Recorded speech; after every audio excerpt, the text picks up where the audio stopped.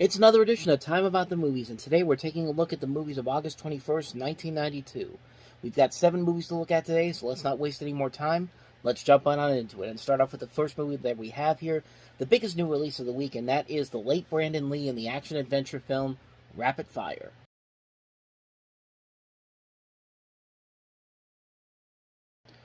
So Rapid Fire was most notably known as the last movie that Brandon Lee did before he was shot and killed accidentally on the set of The Crow, which wouldn't come out for another 2 years. But this is a movie that came out, wasn't the hugest hit when it came out, but when you look at the movie overall, really, it's a movie that it's a movie that I think works because of Brandon Lee. It shows the potential that he could have had as an actor had he had not been killed by accident. Like it's a really solid performance by him.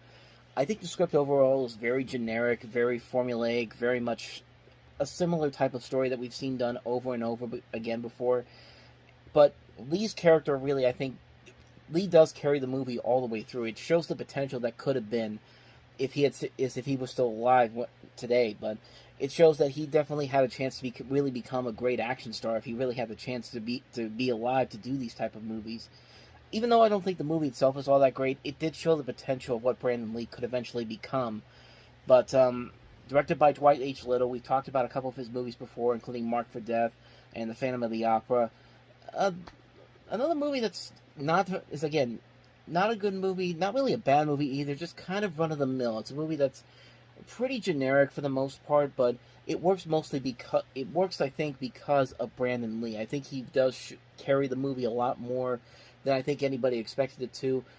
If there was a little bit less of the cliches, a little bit less formulaic stuff, this movie probably could have been something really good, but if you're looking for a decent action film, I would say this is definitely worth it, because the action sequences in here are still very impressive, and again, Brandon Lee really does carry this movie, and again, it's a shame that this was the last movie that he made while he was still alive, because he really could have been a decent actor, and have a decent set of action movies if he had stayed alive after what happened with The Crow. But sadly, it was not meant to be, unfortunately. But I think this movie works mostly because of Lee and the action sequences. It doesn't work because of the story being very cliched, and most of the other characters are not really all that impressive, but if you're going to watch this movie, you watch it for Brandon Lee and you watch it for the action sequences, because they do carry the film overall. So that's Rapid Fire. Let's go ahead and move on to the next movie that we have here, and that is Christopher Columbus: The Discovery, appropriately enough, because this is actually being filmed on Columbus Day. This episode in particular is being filmed on Columbus Day 2022, and this was actually the first of an unusual number of Christopher Columbus movies that came out in 1992. We'll go ahead and explain that in just a little bit, but here's the trailer for the Alexander Salkind-produced Christopher Columbus: The Discovery.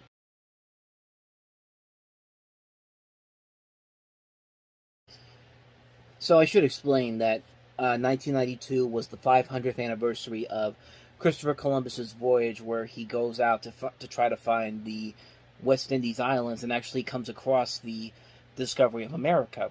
And like I said before, there were a lot of movies that came out during that time period. I think mostly because it was the 500th anniversary. You had this movie, then you had 1492, Conquest of Paradise, which was directed by Ridley Scott. The Carry On series had a movie about Columbus called Carry On Columbus, and then there was also an animated movie about Christopher Columbus with Dom DeLuise as the voice of Columbus, The Magic Voyage. None of these movies are really all that good. In fact, the only one that I would say is probably the decent one is 1492, Conquest of Paradise. But that one doesn't come out until, looks like October, so we'll get to that one eventually. But it's the best of the Columbus movies, but it's not really saying all that much. But there were a lot of movies like that then.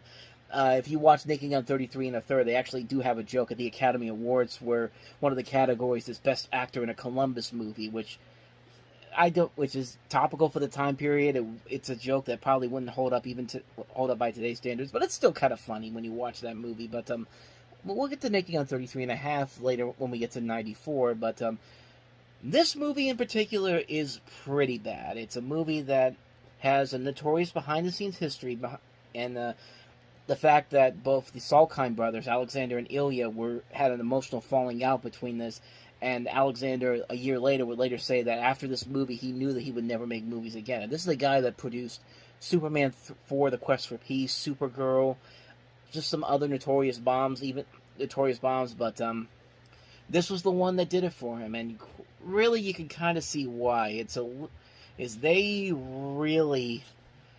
There is really a lot here that is wrong in this movie. Marlon Brando's really bad in this movie. Tom Selleck is not very good. He's playing he's very cartoonish in here. This leading actor, Georges Coraface, who I guess they were trying to pin as this next new star, I don't think he ever did anything after this particular movie. Most notable things about this movie is that Tom Selleck won a Razzie Award for Worst Supporting Actor. Marlon Brando was nominated for Worst Supporting Actor, and there were some other Golden Raspberry nominations to it, including Worst Picture, Worst Director, Worst New Star.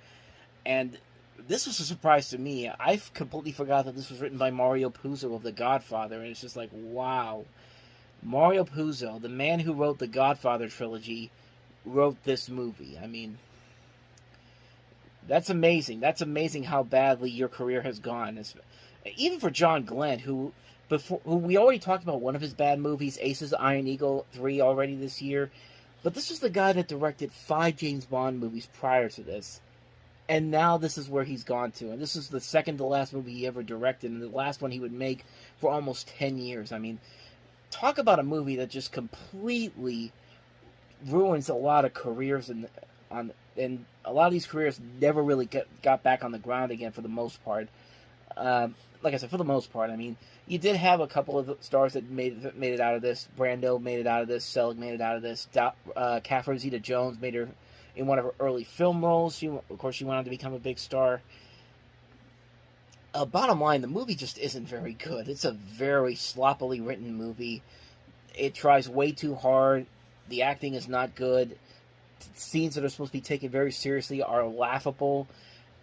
It's a horrible movie on so many levels. It's one of those movies that really is one of those films that needs to have a documentary about the fact that it is one of the most interesting film failures of all time, because it really is. Like, it seems like a mess of a movie on so many levels. So that's really all I got to say about this one. Christopher Columbus, The Discovery. It's pretty bad. So with that said, let's go ahead and move on to the next movie that we have here, and that is The Gun in Betty Lou's Handbag.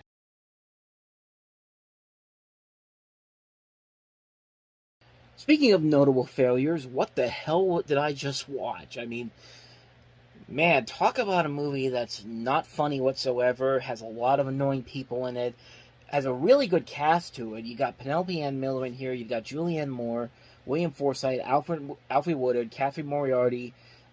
Just a great cast overall being wasted on this movie. Wow, this is a bad movie. I've seen this movie before. I watched it one time a couple of years ago, and I couldn't believe how bad this was, especially with everybody involved in it. The thing that shocked me the most in looking at research for this again is that this is directed by Alan Moore, whose last movie was the far superior Pump Up the Volume, and after this, his next movie would be another cult hit, which would be Empire Records.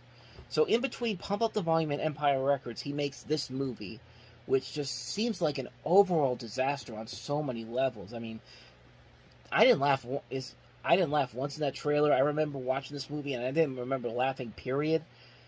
Just a mess of a movie on so many levels. I don't know what the hell they were thinking when they made this movie. It's a generic script. This leading character is not all that exciting whatsoever. There's just not any good laughs in here. There's nothing funny about it. The story is very predictable and cliche. It's a really bad movie on so many levels. So that's The Gun in Betty Lou's Handbag. Let's go ahead and move on to the next movie then, and that is Little Nemo: Adventures in Slumberland.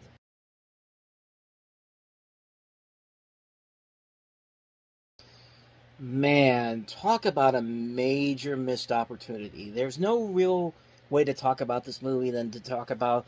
This is another one of those movies that's one of those interesting film failures, because this began development back in 1982, and they had a number of people aboard on this project, including animators that had worked at Disney, Star Wars, Looney Tunes, Studio Ghibli, names such as George Lucas, Chuck Jones, Ray Bradbury, Brad Bird, Jerry Rees, Chris Columbus. You see his name in the credits as one of the writers on here, and it's also advertised as from the director of Home Alone, which it's kind of true, but then it's kind of not. You also have Frank Thomas, Ollie Johnson, two classic Disney writers, Paul Julian, a classic animator at Warner Brothers. Well, not Frank Thomas and Ollie Johnson were not writers, they were animators, I should say. The Sherman Brothers wrote the music for this. Hayao Miyazaki, who was working at TMS at the time. Gary Kurtz, the producer of Star Wars. This was supposed to be the big showcase for TMS. TMS Animation, if you don't know who they are, you've definitely seen their work before, because they've done their best work. They are most notably known for working on Akira, which is a classic animated film, but they also did the animation for classic American shows like Tiny Toons, Animaniacs, Batman the Animated Series, a lot of the Warner Brothers shows from the 90s, a lot of the Disney afternoon shows from the 80s and 90s. So this was supposed to be their big showcase film to really show off what they could do as an animation studio, and the end result is a nicely animated film, but a film with a lot of creative and writing plot holes to it. I mean, this is a movie that really looks impressive, but when you look at the script overall for this is a movie that has a really lousy written script, but mostly because it was a jumbled mess, because you have all these creative minds coming in here, and they're not really giving these characters a whole lot to do, especially Nemo, who's voiced by Gabriel Damon, who you may remember as the voice of Littlefoot from Land Before Time, and also the kid from RoboCop 2. And all of Little Nemo's dialogue in this particular movie is mostly just expressions, like him saying yippee all the time, and just not really having much of a defined character, but he's supposed to be the main hero of the film. A lot of the characters in this movie really have no real intentions except to just play the stereotypical characters that they're playing, and the situation that these characters are put into are not really all that inventive. They're not really all that creative.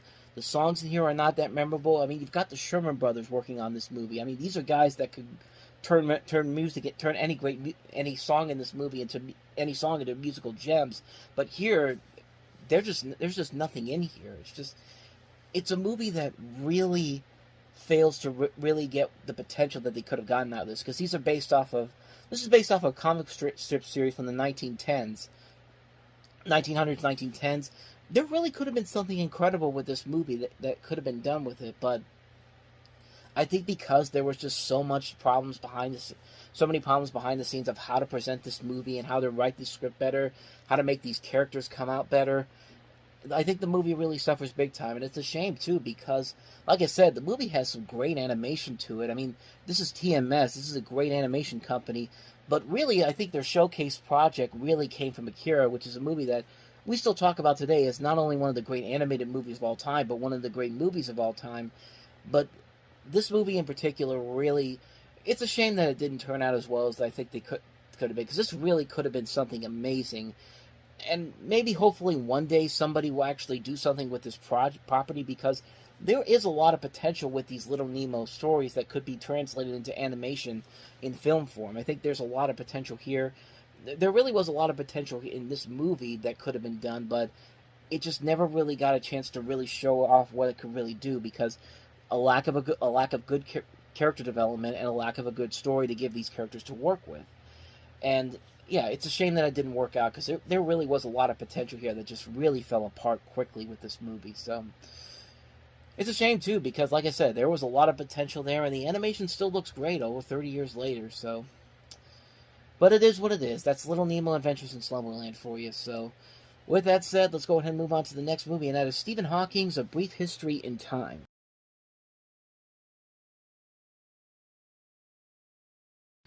Unfortunately, I couldn't find a trailer for this one, but I did find that May trailer online. Basically, this is the biographical documentary about the life of Stephen Hawking, whose life would later be turned into another movie, which is The Theory of Everything. This is a movie this basically takes from Hawking's book, A Brief History of Time, but whereas the book is solely an explanation of cosmology, the film is additionally about the life of Hawking and interviews with his family and his colleagues. And it has Errol Morris's collaborator Philip Glass doing the music for this. And I've actually seen this documentary before. I saw it once on TV, and it's a pretty decent movie. It's a pretty solid film that showcases the life of Hawking and how he became what he became known for. Some of the interesting theories and situations that he worked on during the course of his life. It's a solid, entertaining movie. It's a movie that has a really good score to work with by Glass, and it does a good job of explaining who Philip Hawking, good lord, who Stephen Hawking is, and it doesn't dumb it down for the audience. It's a movie that really gives you a lesson about who this guy was and what amazing things he did during his life, and it's a pretty good documentary. If you want to see something about the life of Stephen Hawking, this is definitely worth a watch. A Brief History of Time. So let's go ahead and move on to the next movie, and that is Willem Dafoe in Light Sleeper.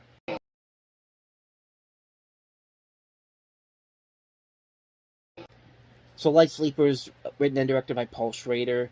As you see from the trailer, it's basically following Willem Dafoe as this high-class drug dealer who's battling with a midlife crisis. He becomes embroiled in tragic events following the chance encounter with a former girlfriend. And the movie is basically just him going through all these different adventures. Like, he sees his ex-wife. They stopped dating because he became abusive. He became addicted to drugs. And he has a one-night stand with somebody, and just all these different crazy things happen in this movie.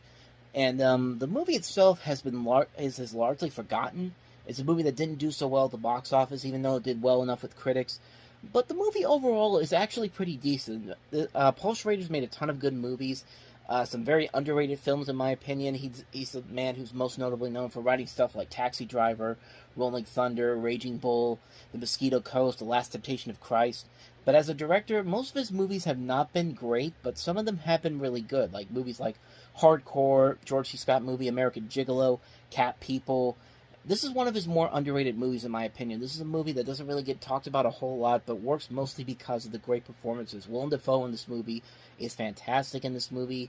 You've got Susan Sarandon, Dana Delaney's in this movie, Victor Garber, Sam Rockwell's in this, as well as David Spade as a cokehead, which is very interesting and funny to watch. But, yeah, the movie overall is very good. It's a movie that doesn't get talked about a whole lot, but it's a movie that's definitely very underrated. It's a film that you really should give a chance at. You should really give it a good chance to see it. It's definitely worth it, especially if you want to see a great Willem Dafoe performance that doesn't get a whole lot of attention. This movie is definitely it. I'd say definitely go ahead and check out Light Sleeper. You will not be disappointed by it. So, with that said, on to the last movie, and that is The Ox.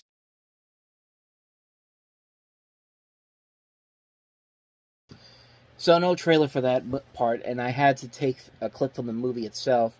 I don't even know if I took a part that was actually relevant to the plot of the film, but the plot of the movie is, in desperation brought on by near starvation, Helge Roos kills his master's ox and feeds it to his wife and baby daughter. No one suspects anything until the meat is finished and Helge tries to sell the hide at a local market. He is spotted by the local victor and, racked with guilt, confesses. The vicar assaults him that if he gives up, he'll be treated leniently, but Helge's sentence is far harsher than anyone predicted. And that's pretty much all I know about this movie because I've never seen it, and I know nothing really about it. So, but it's got Stellan Skarsgård in it. Max von Sydow is also in it as well. It was nominated for the Academy Award for Best Foreign Language Film at the Oscars that year. That's pretty much all I got for you because I know nothing about this movie, and judging by the synopsis right there, it doesn't really sound like a lot, but it could be a lot. Like, I don't know. Maybe this movie actually is worth it, but I haven't seen it. Can't really comment on it, but I know it came out that weekend, and we're gonna acknowledge it. So there you go. That's pretty much everything I know about The Ox. So with that said, let's wrap up another edition of Time About the Movies. We'll wrap up August on the next episode with 5 movies, including Nicolas Cage, James Caan, and Sarah Jessica Parker in Honeymoon in Vegas, another 1992 movie taking place in Las Vegas.